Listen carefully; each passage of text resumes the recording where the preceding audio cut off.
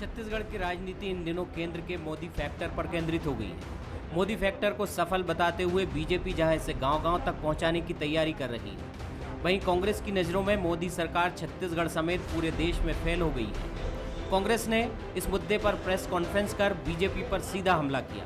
केंद्र की असफलता गिनाने 6 मंत्री मीडिया से मुखातिब हुए और प्रधानमंत्री को अब तक के इतिहास में सबसे असफल करार दिया। लगातार 7 साल उनके जुमले को हम सुन रहे हैं और कल भी उन्होंने मन की बात में देश के सामने एक बड़ा जुमला प्रस्तुत किया। हिंदुस्तान की जनता का ध्यान हटाने के लिए जैसे सिल्वर स्क्रीन में कैमरा और लाइट ले जा करके ध्यान लगाते हैं, उसी प्रकार गुफा में ध्यान लगाने का काम आपने किया ताकि जनता का ध्यान आपसे और केंद्र सरकार से हट जाए। हमारी जो रैंक है, हमारा जो क्रम था वो 97 नंबर में था ग्लोबल हंगर इंडेक्स में, भूखमरी के इंडेक्स में। 2019 में हम 102 नंबर के स्थान पे पहुंच गए हैं, यानी लगातार हमारी स्थिति खराब हुई है। ये जिला को 30 करोड़ रुपया बीआरएफ मत, राजीव गांधी शिक्षा मिशन, टीवी के पैसा वाला एक 7 साल बाद मोदी का सरकार में बस्तर को 7 रुपये मिला, 7 रुपया। ये नरेंद्र मोदी का संकल्प पत्र झूठा है। जिस तरह से भारतीय जनता पार्टी की राज्य की सरकार के जो संकल्प बनाया गया था 2003 में, 2008 में, 2013 में, उसमें जितनी बातें कही गई थी सब झूठी थी। मोदी फैक्टर को लेकर कांग्रेस और बीजेपी आमने सामने है। बीजेपी ने मोदी फैक्टर को गांव-गांव तक पहुंचाने के लिए 5000 गांव में नेताओं को भेजने का फैसला किया है। हर जगह नुक्कड़ सभाओं के जरिए मोदी सरकार की उपलब्धियां बताई जा रही है। राजनांदगांव में पूर्व मुख्यमंत्री रमन सिंह, जशपुर में विष्णुदेव साय और रायपुर में ब्रजमोहन अग्रवाल ने नुक्कड़ सभा कर मोदी सरकार की सफलता गिनाई। स्वच्छता के प्रति लोगों को जागृत किया, महिलाओं को धुआं से मुक्ति के लिए उनको गैस के सिलेंडर्स दिए, गरीबों के लिए प्रधानमंत्री आवास योजना दी, धारा 370 को समाप्त किया, अयोध्या में राम मंदिर का निर्माण शुरू करवाया और आम लोगों के जनधन खाते खुले और गरीब लोगों को लोन मिला। और ऐसी हजारों योजनाएं हैं जो इस देश के विकास के लिए, आम आदमी के विकास के लिए मोदी जी ने लाई। 14 से 19 में दोबारा सफलता। हिंदुस्तान के इतिहास में पहला प्रधानमंत्री जिसने पहली बार नहीं दूसरी बार भी पूर्ण बहुमत से अपने बलबूते पे सरकार लाई। हिंदुस्तान का इतिहास नहीं बताता कि 300 से ऊपर सीट लाने की क्षमता किसी व्यक्ति है। कांग्रेस कहाँ है? जनता ने पूरी तरीके से रिजेक्ट कर दिया। ऐसे रिजेक्टेड पार्टी की बात जो यहाँ के नेता करते हैं तो मुझे हंसी आती है। छत्तीसगढ़ में बीजेपी और कांग्रेस के अपने अपने मुद्दे हैं, लेकिन इन दिनों ये सारे मुद्दे किनारे हो गए हैं और अब एक ही केंद्रीय मुद्दा मोदी फैक्टर का सफल और असफल होना गरमा रहा है। दोनों ही दल अपने अपने तरीके से इस फैक्टर को सफल और असफल बताने की मशक्कत में लगे हैं, जिससे छत्तीसगढ़ का सियासी पारा गर्म है। मोहन तिवारी, बंसल न्यूज, रायपुर।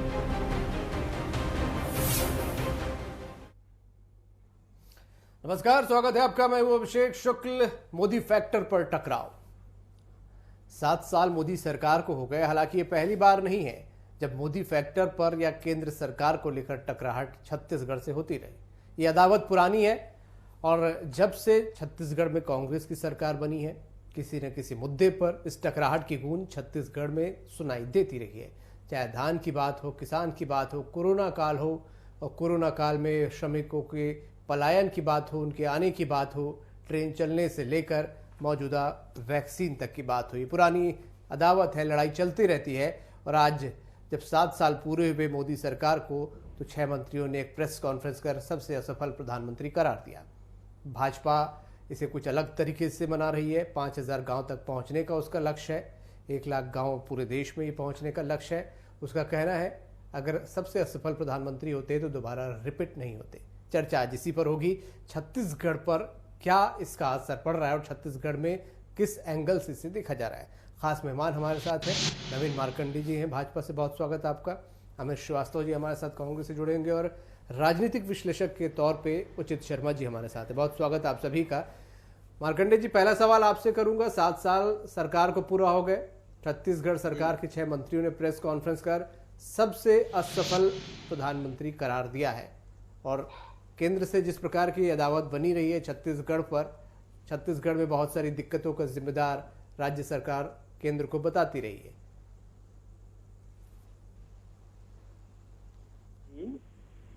ये जो बातें आपने कहे कि यहाँ छत्तीसगढ़ में 6 मंत्रियों के टीम ने जो बातें रखी हैं और कहें कि भाई असफल प्रधानमंत्री, मैं कहना चाहूंगा कि अगर देश की रक्षा के लिए अगर हमारा रक्षक बजट बढ़ाते हैं और हमारे चाक चौबंद बढ़ाते हैं जिसके कारण चीन अपने पैर पीछे खींचते हैं, पाकिस्तान बात करने का और मीटिंग आगे बढ़ाने की बात करते हैं, उनके जितने भी टेररिस्ट जो भेज रहे हैं उनको हम मार गिरा रहे हैं, हमारे सैनिक हमारे जवान। तो और दूसरी चीज धारा 370 हटाना और कश्मीर और लेह लद्दाख को अलग रखना और एक तरह से राम मंदिर के निर्माण प्रारंभ करना और इसके अलावा गैस सिलेंडर, गरीबों के लिए प्रधानमंत्री आवास, आयुष्मान भारत योजना और इस तरह से अन्य कई ऐसी योजनाएं हैं जो मैं आपको और भी गिना सकता हूं। तो अगर ये सारी योजनाएं आम नागरिक के लिए, जो गरीब परिवार है, जो लोगों के जीवन में परिवर्तन लाने के लिए ये सारी योजनाएं हैं, अगर ये कांग्रेस को असफल लगता है तो मैं छत्तीसगढ़ में कांग्रेस से पूछना चाहूंगा कि स्मार्ट कार्ड को आपने बंद कर दिया, आपने प्रधानमंत्री आवास जो भेजे हैं अभी ये 2-3 साल में, उसको आपने बनवा ही नहीं रहे हैं, राज्यांश आप दे नहीं पा रहे हैं। अगर आपने वादा करके शराबबंदी की वादा करके अगर आए हैं तो आप वो नहीं कर पाए हैं। अगर आपने किसानों के संपूर्ण कर्ज माफ की बात कहे हैं वो नहीं कर पाए हैं। आप 2500 रुपए में धान खरीदी की बात नहीं किए थे और आप 2500 रुपए में धान खरीदी नहीं कर पाए हैं। और आपने 10,000 रुपये न्याय योजना, राजीव गांधी न्याय योजना स्टार्ट करने की बात कहे हैं, लेकिन जब देने की बारी आई तो आप बोल रहे हैं कि हम 9,000 देंगे। और इसके अलावा आपका यूनिवर्सल हेल्थ कार्ड को जनता आज भी ढूंढ रहा है। और ठीक मार्कंडे जी, मैं एक टिप्पणी अमित श्रीवास्तव जी से भी ले लेता हूं, फिर इस डिबेट को आगे बढ़ाऊंगा। क्रॉस क्वेश्चन भी आपसे बहुत सारे होंगे। अब मोदी फैक्टर पर आज बात कर रहे थे अमित श्रीवास्तव जी, आप लोगों ने सबसे असफल प्रधानमंत्री बताया। नवीन मार्कंडे जी बहुत सारी उपलब्धियां गिना रहे हैं और कहते हैं कि सबसे असफल होते तो दोबारा रिपीट नहीं होते 2019 में। अमित श्रीवास्तव, मैं आपको बता दूं अभिषेक जी कि इनके फाइलों में गांव का मौसम गुलाबी है, लेकिन ये आंकड़े झूठे और दावे किताबी है। और मैं अगर आप उसको 3 मिनट देंगे तो मैं इसको प्रूव भी कर दूंगा। देखिए, हम जो कह रहे हैं कि देश के अब तक के सबसे असफल प्रधानमंत्री हैं, तो हमारे पास तर्क है। और मैं तो ये कहना चाहूंगा कि इस तबाही जो लगातार ये 7 सालों में हम देश की जनता ने जो तबाही देखी है, इसकी शुरुआत 2014 में हुई। और जब प्रधानमंत्री ने झूठ, जुमलों और दुष्प्रचार के बल करे सत्ता जिस प्रकार वो पाए है और लगातार जो देश की जनता को वादे करके आए थे, चाहे आप देख लीजिए जितने भी उन्होंने वादे किए, चाहे हर साल 2 करोड़ लोगों को रोजगार देने का वादा, रोजगार 7 साल में 14 करोड़ लोगों को देना था और 12 करोड़ लोगों का रोजगार खा गए। 15 लाख लोगों के अकाउंट में आना था, लोग आज तक इंतजार कर रहे हैं। लोगों की जो जमा पूंजी थी वो भी चले गई इनकी नाकामी और इनकी गलत नीतियों के कारण से। काला धन देश में आएगा तो आतंकवाद और नक्सलवाद खत्म हो जाएगा, उस पर कोई काम नहीं कर रहे हैं। लोकपाल की बात हुई थी, आज तक लोकपाल नहीं बनाए। और जिस प्रकार से ये जुमला कहा करते थे, आज देखिए अर्थव्यवस्था का क्या हाल है, बेरोजगारी का क्या हाल है। एक भी भाजपा का नेता अगर आप उसको डिबेट में बैठाएंगे ना अभिषेक जी, वो बात करेगा हिंदुस्तान पाकिस्तान, हिंदू मुसलमान, ये सब वो बात करेगा। लेकिन अगर आप किसी से कहेंगे अर्थव्यवस्था पे बात कर लीजिए, भाग जाएगा वहां से। अगर आप किसी से कह दीजिए बेरोजगारी पे बात कर लीजिए, वो चला जाएगा वहां से। आज बैंकों का एनपीए देखिए,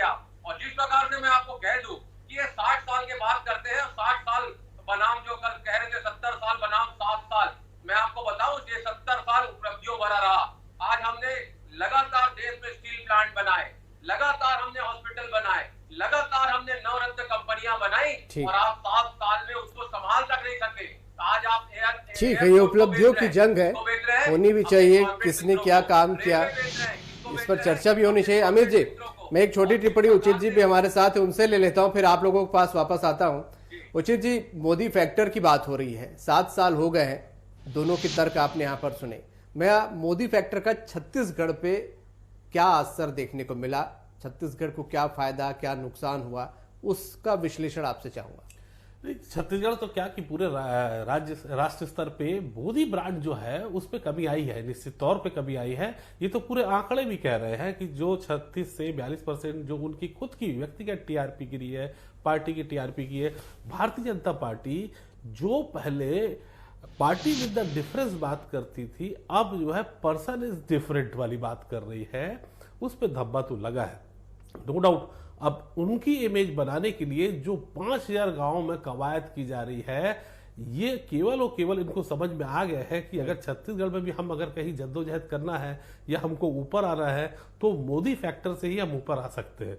ये छत्तीसगढ़ के परिप्रेक्ष्य पे बहुत ज्यादा मेहनत करेंगे, नीचे जाएंगे, ये कैसे ना कैसे अपने उस मोदी ब्रांड को बचाने का प्रयास करेंगे, क्योंकि मोदी इकलौते शख्स है जिनकी इतनी ज्यादा ऊंचाई बढ़ गई थी, एक उनपे एक टेफलॉन कोटिंग कर दी गई थी कि उनमें किसी प्रकार का स्क्रैच नहीं आता था, उनमें किसी प्रकार के धब्बे नहीं लगते थे, किसी प्रकार के दाग नहीं लगते थे।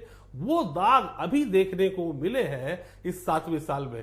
नो डाउट कि ये 7वां साल अजीब विडंबना रही है हिंदुस्तान की कि 7वें साल में हर प्रधानमंत्री के लिए बड़ी तकलीफदायक रहा, चाहे वो नेहरू जी रहे, चाहे इंदिरा गांधी रहे, चाहे वो मनमोहन सिंह रहे, चाहे मोदी जी रहे। अच्छा। तो ये विडंबना तो रही है, इतिहास गवाह है उसका।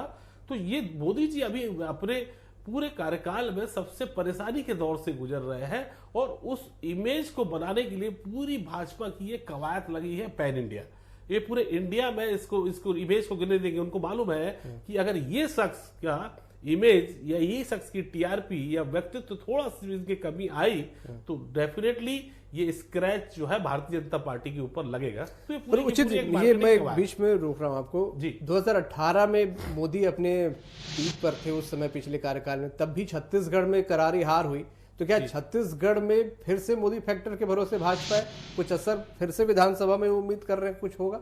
देखिए, ये सभी मुद्दे, ये चीजें हैं बड़े तात्कालिक रहती हैं। चुनाव के टाइम मुद्दे भी कुछ अलग रहते हैं, इश्यूज कुछ अलग रहते हैं, पॉलिसीज और मैनिफेस्टो कुछ अलग रहते हैं। तो आज 2.5 साल पहले 2023 की बात कर पाना और कितना असर करेगा, ये एक हाइपोथेटिकल वाली बात हो सकती है आज की डेट पे। लेकिन फिलहाल अगर हम ये बात करें तो ये पूरी की पूरी एक ब्रांड इमेज को बचाने का पूरा प्रयास करेंगे। मुझे नहीं लगता कि छत्तीसगढ़ में मोदी जी की छवि से बहुत ज्यादा खराब होने से भारतीय जनता पार्टी को नुकसान होगा या कांग्रेस को बहुत लाभ मिलेगा। देखिए, भूपेश की अपनी सरकार पे, भूपेश जी की अपनी सरकार पे लाभ उनको मिलेगा, अपने कार्य पे मिलेगा, अपनी नीति पे मिलेगा। भारतीय जनता पार्टी का जरूर थोड़ा सा नुकसान, हालांकि आपने बहुत सही सवाल किया कि इनकी जो इमेज 18 में पीक में थी उस पर भी धब्बा लगा है, तो इसको और कैसे बचा पाएंगे।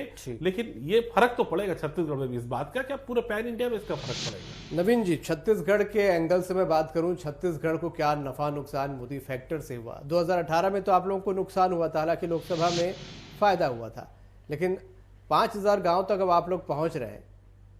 क्या विधानसभा में अगले चुनाव में किसी तरीके का कोई फायदा आप लोगों को इन गांवों के संपर्क में मिलेगा?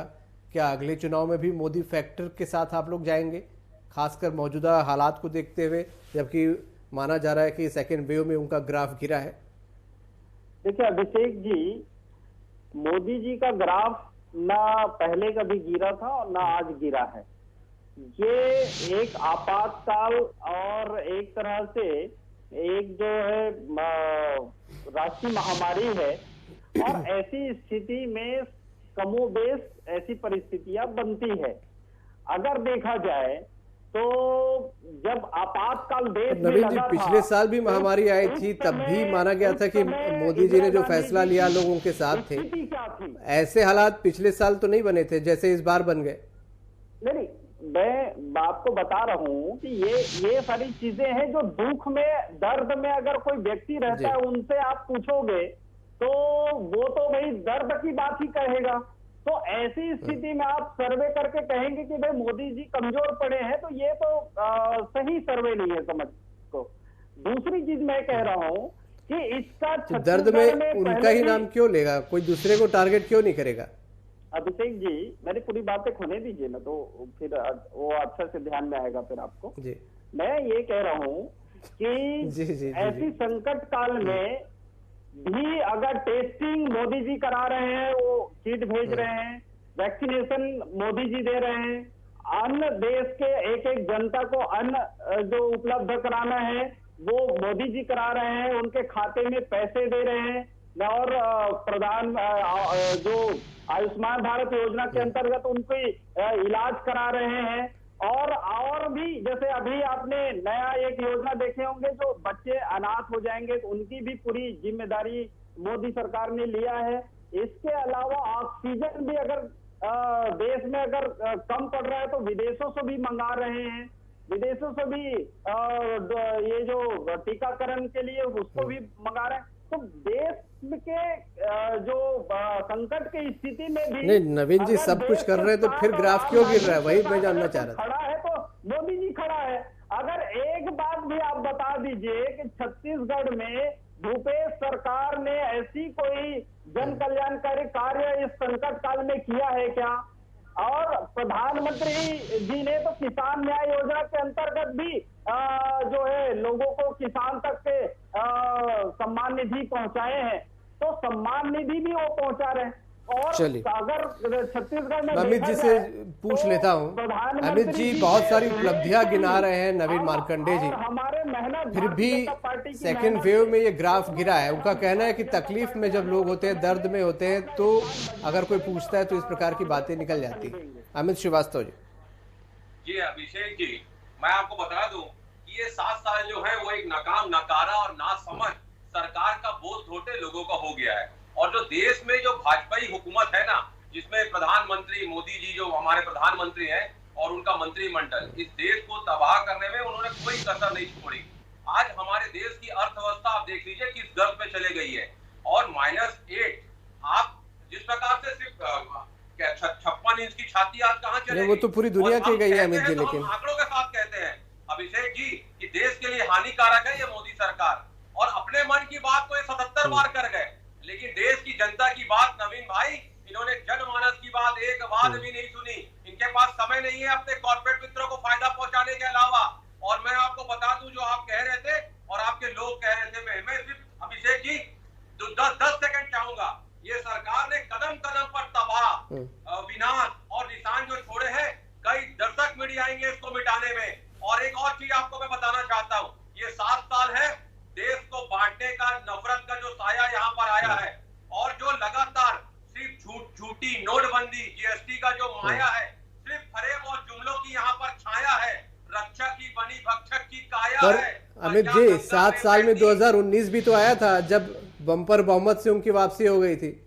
जी निश्चित तौर पे आप ठीक कह रहे हैं, लेकिन मैंने कहा ना आपको कि, और मैं अभी कंप्लीट कर रहा हूँ विषय की, कि आज की स्थिति में अगर आप देखेंगे तो हम वो चीज नहीं भूल सकते कि जिस प्रकार से गंगा में बहती हुई वो लाशें, जलती हुई वो लाशों की चिता की जो लाशें की लपटें हैं, हम उसको नहीं भूल सकते। और उनको अंतिम संस्कार तक का उनको मौका इस सरकार ने नहीं दिया।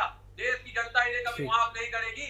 आज तक की सबसे नकारी सरकार अगर कोई है तो केंद्र में बैठी हुई ये सरकार है। ये सबसे छत्तीसगढ़ को क्या नुकसान हुआ है? उसके पहले नोटबंदी। अमित जी आपसे छोटे संक्षेप में चाहूंगा, छत्तीसगढ़ को क्या नुकसान हुआ है इस मोदी फैक्टर से? पहुंचाने के लिए कार्य करती है। अमित श्रीवास्तव जी, जी छत्तीसगढ़ को क्या नुकसान हुआ है इस मोदी फैक्टर से? जी लगातार मैं आपको बता दूं कि जो अच्छी अच्छी योजनाएं थी, इनको छत्तीसगढ़ से कोयला चाहिए, इनको छत्तीसगढ़ से मिनरल्स चाहिए, लेकिन जब अगर कोई अच्छी योजनाएं आती हैं तो छत्तीसगढ़ के साथ ये भेदभाव करते हैं। और आज भी मैं आपको बता दूं कि देश में 7 योजनाएं जो आई, उसमें 4 योजना में छत्तीसगढ़ को नहीं सम्मिलित किया गया। और जिस प्रकार से मैं आपको बता दूं, 1 रेशन 1 राशन दूसरे चरण में अच्छा करने के बाद भी हमारे को नहीं लिया गया।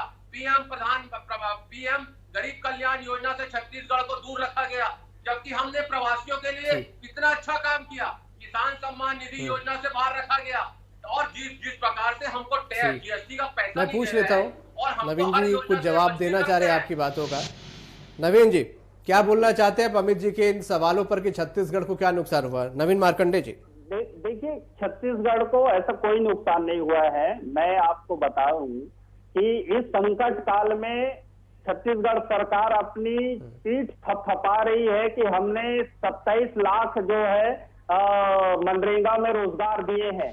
अच्छा, ये बताइए कि ये 27 लाख जो रोजगार है मनरेगा का, वो छत्तीसगढ़ क्रिएट किया है कि केंद्र के मोदी सरकार ने क्रिएट किया है? और इसका श्रेय किसको जाता है? पहली बात।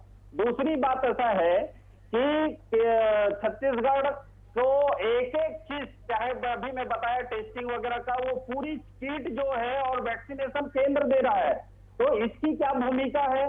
दूसरी चीज, अभी 10 रोज पहले 215 करोड़ रुपया टीका खरीदी के लिए, वेंटिलेटर के अन्य मेडिकल इक्विपमेंट तैयार करने के लिए जो दिया है वो क्या है? और इसके अलावा कई ऐसे सेक्टर में जो राशि दे, 24,000 करोड़ रुपया का मनरेगा के लिए दिया है, 6,000 करोड़ रुपया उस समय जीएसटी दिया है, और 19 जो है उनकी 95% उनकी जीएसटी दिया है। इसके अलावा मिनरल फंड ठीक है, मैं उचित जी से भी यहाँ पर टिप्पणी ले लेता हूँ। उचित जी, तर्क सभी के पास यहाँ पर है। भाजपा गिना रही है कि केंद्र ने क्या कुछ यहाँ पर दिया, कौन सी योजनाएं दी, और राज्य सरकार या कांग्रेस के प्रतिनिधि बता रहे हैं कि क्या क्या उनको नुकसान हुआ। मैं छत्तीसगढ़ फैक्टर में बात करना चाहूंगा। छत्तीसगढ़ में मोदी की लोकप्रियता, खासकर 2 साल की बात करें, हम 7 को छोड़ भी दें, किस तरीके से आप इसे आंकते हैं? क्या फायदा, क्या नुकसान यहाँ पर हुआ है, क्या लोगों के मन में बना है? और क्या अगर आप अभी ग्राफ गिरा बता रहे हैं तो इसे हम तात्कालिक माने या स्थायी माने? देखिए, नहीं, ये जो ग्राफ गिरा है उसके कई रीजन है। पिछले वाले लॉकडाउन में तो आप कैप्टनशिप की भूमिका में थे, अभी वो कैप्टनशिप आप नहीं दे पा रहे। पिछली बार आप देश को लॉकडाउन कर रहे थे, अभी आपने राज्य के ऊपर छोड़ दिया। पहले आप वैक्सीनेशन राज्य के ऊपर छोड़ दिया, ऑक्सीजन राज्य के ऊपर, आपने बहुत सारे ऑक्सीजन तो खैर नहीं, बाकी अन्य चीजें राज्य के, लॉकडाउन राज्य के ऊपर, वैक्सीनेशन राज्य के ऊपर, और आपकी दवाइयां, रेमडेसिविर सब राज्य के ऊपर, तो सारे निर्णय राज्य के ऊपर छोड़ दिए। अब जो है वैक्सीन भी, इसका ग्लोबल टेंडर भी राज्य करे जो सरकार को करने थे। ये तमाम बातें जो पिछली बार कैप्टनशिप की भूमिका में थे, वर्तमान तो ये जो ग्राफ गिरा, क्या इसे स्थायी माने? क्योंकि चुनाव में तो वक्त है, चुनाव से ही आकलन होता है सब कुछ। नहीं, मुझे नहीं लगता कि छत्तीसगढ़ में इसका कोई बहुत बड़ा प्रभाव, इसका मतलब कि पहले भी देखिए उनका कोई बहुत बड़ी अहमियत या उनका आभा मंडल का प्रभाव यहाँ छत्तीसगढ़ में नहीं था, और अभी भी मुझे नहीं लगता कि ये कुछ आगे रहेगा। इससे छत्तीसगढ़ की राजनीति में कोई बहुत ज्यादा फर्क नहीं पड़ने वाला। मैं आपको पहले भी कह चुका हूँ कि ये विपक्ष की नीतियों से, इनके मैनिफेस्टो से उस समय तक ये क्या कर पाते हैं, कितनी भूपेश सरकार फेलियर साबित कर पाते हैं, कितनी भूपेश सरकार अपने मैनिफेस्टो को लागू कर पाती है, ये तमाम मुद्दे उस टाइम में दिखेंगे। बजाय इसके, क्योंकि नो डाउट आवाम जो है भूलती जल्दी है, वो कहीं की भी हो, भूलने की आदत होती है। तो मुझे लगता है कि 2.5 साल है, और इन 2.5 सालों में आवाम को भी थोड़ा सा ये चीजों में, इस पे मिट्टी थोड़ी धूल जमेगी। उसके बाद उन्हीं मुद्दों में फिर चर्चा होगी जो भूपेश जी ने वादे किए थे, जिसमें फेल हुए। नई चीज भारतीय जनता पार्टी क्या दे पाती है, उस पर चुनाव आने वाला चुनाव। बहुत शुक्रिया आप सभी का करना चाहूंगा इस चर्चा में शामिल होने के लिए। तो अभी 2.5 साल बचे हुए हैं, और 2.5 साल बाद मोदी फैक्टर यहाँ पर कितना काम करेगा, नहीं करेगा, ये उस वक्त ही बताएगा। हालांकि जो पुरानी हिस्ट्री है, कम से कम विधानसभा चुनाव में मोदी फैक्टर बहुत ज़्यादा फायदेमंद नहीं रहा है भाजपा के लिए, और इसीलिए हो सकता है कि जो नुकसान हुआ है 2.5 साल बाद इसका बड़ा नुकसान ना उठाना पड़े। काम जो यहाँ का विपक्ष करेगा उस पर ही उसको फैसला जनता देगी। बहुत सारे फैक्टर्स होते हैं जो कि चुनाव में काम आते हैं। फिलहाल मोदी फैक्टर जो है छत्तीसगढ़ में उसका ग्राफ गिरा है, ये सभी विश्लेषक मान रहे हैं, लेकिन ये ग्राफ कितना स्थायी होगा, आने वाला वक्त कितना बदलेगा, बहुत सारे सवाल भविष्य के गर्त में छुपे हुए हैं। आज का मुद्दा में इतने। नमस्कार।